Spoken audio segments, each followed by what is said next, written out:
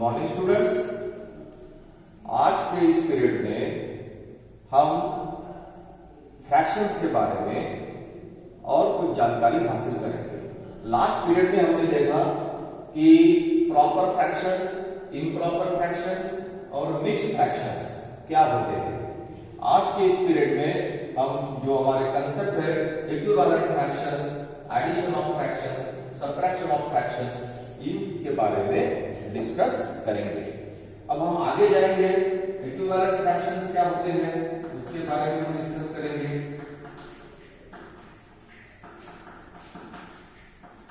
Fractions, okay, equivalent fractions. अब जैसे कि हमने एक फ्रैक्शन लिया 2/7। अगर मैं इस फ्रैक्शन 2/7 को, यहां न्यूमरेटर 2 है, डिनोमिनेटर 7 है, इस न्यूमरेटर को 2 से मल्टीप्लाई करता हूं और डिनोमिनेटर को भी 2 से मल्टीप्लाई करता हूं तो ये आता है 4/14। क्या मिल जाएगा? 4/14। वही फ्रैक्शन है 2/7। इस 2/7 को अगर मैं 4 से मल्टीप्लाई करता हूं, both numerator and denominator same number से मल्टीप्लाई करता हूं, मतलब 4/4 से मल्टीप्लाई करते तो 1 से मल्टीप्लाई करते तो फ्रैक्शन तो चेंज होगा नहीं। अगर थोड़ा अलग से समझने की कोशिश करोगे, न्यूमरेटर और डिनोमिनेटर को सेम नंबर से मल्टीप्लाई करते हैं, मतलब हम 1 से मल्टीप्लाई कर रहे हैं, क्योंकि 2/2 1 हो जाएगा, 2/7 into 1, 4/4 1 हो जाएगा, 2/7 into 1 ऐसे रहेगा ये। तो देखो क्या मिलता है, 4 से मल्टीप्लाई करें तो 4 2 जा 8 एंड 4 7 जा 28। हमारा फ्रैक्शन जो ओरिजिनल फ्रैक्शन वो 2/7 ही है। अगर हम इसको 5 न्यूमरेटर और डिनोमिनेटर को 5 से मल्टीप्लाई कर देंगे तो 5 2 जा 10, 5 7 जा 35। अगर हम इनको 6 से मल्टीप्लाई कर देंगे, 2/7 को हमने 6 से मल्टीप्लाई कर दिया तो क्या मिलेगा? 6 2 जा 12, 6 7 जा 42। तो ओरिजिनल हमारा जो फ्रैक्शन था वो क्या था? 2/7, ये ओरिजिनल फ्रैक्शन था। फिर दोनों को, न्यूमरेटर और डिनोमिनेटर को 2 से मल्टीप्लाई किया तो ये क्या आ गया? 4/14 आ गया। फिर न्यूमरेटर और डिनोमिनेटर को 4 से मल्टीप्लाई किया तो 8/28 आ गया। फिर न्यूमरेटर और डिनोमिनेटर को 5 से मल्टीप्लाई किया तो 10/35 आ गया। फिर न्यूमरेटर और डिनोमिनेटर को 6 से, या मल्टीप्लिकेशन चाहिए, 6 से मल्टीप्लाई किया तो क्या आ गया? 12/42 आ गया। अब जब हम इन सभी फ्रैक्शन का सिंपलेस्ट फॉर्म लेंगे, लोएस्ट फॉर्म बोलते हैं उसको, क्योंकि फ्रैक्शन हमेशा उसके सिंपलेस्ट फॉर्म में होना चाहिए। ये होना चाहिए सिंपलेस्ट फॉर्म में होना चाहिए, मतलब उनके न्यूमरेटर और डिनोमिनेटर में 1 के अतिरिक्त कोई भी कॉमन फैक्टर नहीं होना चाहिए। अगर वो है तो हम उसको निकाल लेंगे। जैसे कि ये एग्जांपल है 4/14। 4/14 को 2 से भाग जाता है, मतलब ये जो 4/14 है ये इस प्रकार हो जाएगा 2 into 2 अपॉन 7 into 2। तो यहाँ 2 कैंसिल हो गया। अब क्या हो गया? ये 2/7। मतलब ये जो 4/14 में कॉमन क्या था? 2 था, तो हमने इस कॉमन 2 को निकाल लिया तो ये 2/7 हो गया। तो ये 2/7 जो है ये 4/14 का सिंपलेस्ट फॉर्म है, लोएस्ट फॉर्म है या रिड्यूस्ड फॉर्म है। हम इसको क्या बोलेंगे? 2/7 इज द सिंपलेस्ट फॉर्म और रिड्यूस्ड फॉर्म और लोएस्ट फॉर्म ऑफ 4/14। जैसे कि 8/28 है। अब 8/28 में आप देखो यहाँ 2 into 4 8 होता है और 7 into 4 28 होता है। तो 4 कॉमन है दोनों में, कैंसिल कर दिया तो निकाल लिया। तो उसका लोएस्ट फॉर्म या सिंपलेस्ट फॉर्म क्या हो गया? 2/7 हो गया। मतलब ये जितने भी फ्रैक्शंस हमने यहाँ लिखे हैं, इनमें से 5 कॉमन है निकाल लो, इनमें से 6 कॉमन है निकाल लो। तो इन सभी का जो सिंपलेस्ट फॉर्म है, लोएस्ट फॉर्म है या रिड्यूस्ड फॉर्म है, वो क्या होता है? 2/7।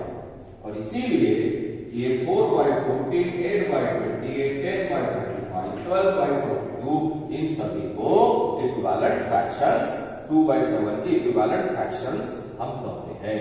हम इनमें इक्वल टू का अगर साइन लिखते हैं तो कोई प्रॉब्लम नहीं है, ये सभी इक्वल है। All these fractions are equal. They are equivalent fractions because if you reduce these fractions, we get the same fraction, that is original fraction, that is 2/7. So such fraction, फिर 2/7 को कितने equivalent fractions हम निकाल सकते हैं? आपको जितने चाहिए उतने आप निकाल सकते हो। You can say infinite equivalent fractions, क्योंकि इसमें तो कोई लिमिट नहीं है, आप जितना चाहे उतना इक्विवेलेंट फ्रैक्शंस तैयार कर सकते हो। अगर आपको इस प्रकार का क्वेश्चन अगर मान लो आता है, जैसे कि इस प्रकार का क्वेश्चन है, राइट 5 इक्विवेलेंट फ्रैक्शंस और 2/5 के 5 इक्विवेलेंट फ्रैक्शंस को लिखिए। तो हम लिख सकते हैं, बहुत आसान है। 2/5 पहले 2 से मल्टीप्लाई कर देंगे तो 4/10 होगा। फिर सेकंड 2/5 न्यूमरेटर और डिनोमिनेटर को 3 से मल्टीप्लाई कर देंगे तो 6/15 होगा। तीसरा हम लिखेंगे 2/5 न्यूमरेटर और डिनोमिनेटर को 4 से मल्टीप्लाई कर देंगे तो 8/20 होगा। और फोर्थ लिखेंगे 2/5 न्यूमरेटर और डिनोमिनेटर को 5 से मल्टीप्लाई कर देंगे तो 10/25 होगा। और एक लिखेंगे 2/5 न्यूमरेटर और डिनोमिनेटर को 6 से मल्टीप्लाई कर देंगे, 6 to the 12 30 तो 12/30 होगा। तो ये जो है 2/5 के ये सभी 4/10 equal to 6/15 equal to 8/20 equal to 10/25 equal to 12/30. All these are 5 equivalent fractions. क्योंकि जब आप इनका रिड्यूस फॉर्म ले लेंगे, जब आप इन फ्रैक्शंस का रिड्यूस फॉर्म लेते हैं तो रिड्यूस फॉर्म क्या हो जाएगा? 2/5 ही आएगा। जब रिड्यूस फॉर्म 2/5 आता है या सिंपलेस्ट फॉर्म 2/5 आता है, मतलब ये सभी क्या है? इक्विवेलेंट फ्रैक्शंस है। तो इस प्रकार के क्वेश्चन जो है इस टॉपिक पर आपको पूछे जा सकते हैं। जैसे कि आपको ये पूछे जा सकते हैं, इक्विवेलेंट फ्रैक्शन आपको पता चल गए होंगे बच्चों, कैसे फ्रैक्शन जिनका रिड्यूस फॉर्म सेम होता है, अगर उनको रिड्यूस कर दिया जाए, उनका सिंपलेस्ट फॉर्म ले लिया जाए, तो सभी का सिंपलेस्ट फॉर्म सेम होगा। ऐसे फ्रैक्शंस को हम क्या बोलेंगे? इक्विवेलेंट फ्रैक्शंस बोलेंगे। जैसे कि आपको एक फ्रैक्शन दिया है, गिवन ए फ्रैक्शन, एक फ्रैक्शन आपको इस प्रकार दिया हुआ है, गिवन ए फ्रैक्शन 2/7, एक फ्रैक्शन दिया है, write it as a numerator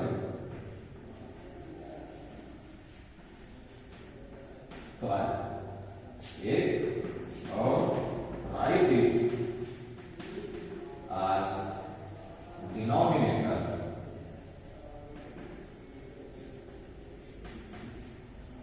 40। बहुत आसान होता है, हमें समझना चाहिए कि करना क्या है। क्या है पहला जो क्वेश्चन है, हम पहले क्वेश्चन को अगर सॉल्व करते हैं, गिवन फ्रैक्शन क्या है? 2/7। हमें इसको लिखना है इस प्रकार कि इसका न्यूमरेटर 12 बन जाए। अब इसका न्यूमरेटर 12 बनने के लिए 2 को कितने से मल्टीप्लाई करना पड़ेगा? 6 से मल्टीप्लाई करना पड़ेगा। लेकिन आपको ये नहीं बोला है कि ये फ्रैक्शन जो है ओरिजिनल फ्रैक्शन तो चेंज नहीं होना चाहिए ना, क्योंकि न्यूमरेटर 12 करना है। तो फिर अगर इस न्यूमरेटर को या हम इस प्रकार भी लिख सकते हैं, write an equivalent fraction, write it as a numerator 12, given a fraction 2/7, write its equivalent fraction, ऐसा लिख सकते हैं, आज न्यूमरेटर 12। तो एक फ्रैक्शन 2/7 दिया हुआ है और हमें इस 2/7 का इक्विवेलेंट फ्रैक्शन लिखना है जिसका न्यूमरेटर क्या है? 12 है। तो 2 को 6 से ही मल्टीप्लाई करना पड़ेगा, तभी ये इक्विवेलेंट फ्रैक्शन बनेगा। तो 6 2 12, 7 6 42। तो 2/7 का इक्विवेलेंट फ्रैक्शन क्या बन गया? 12/42। जब आप 12/42 को रिड्यूस करेंगे तो ये क्या बन जाएगा? 2/7 ही बन जाएगा। फिर एक बार और देखेंगे इस क्वेश्चन को, राइट सेकंड क्वेश्चन में राइट इज इक्विवेलेंट फ्रैक्शंस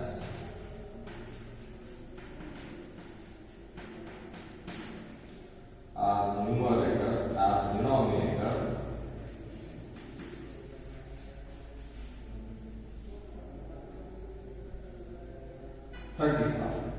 ये as denominator 35। इस प्रकार का एग्जांपल लेंगे, right its equivalent fraction as denominator 35। Denominator 35 होना चाहिए।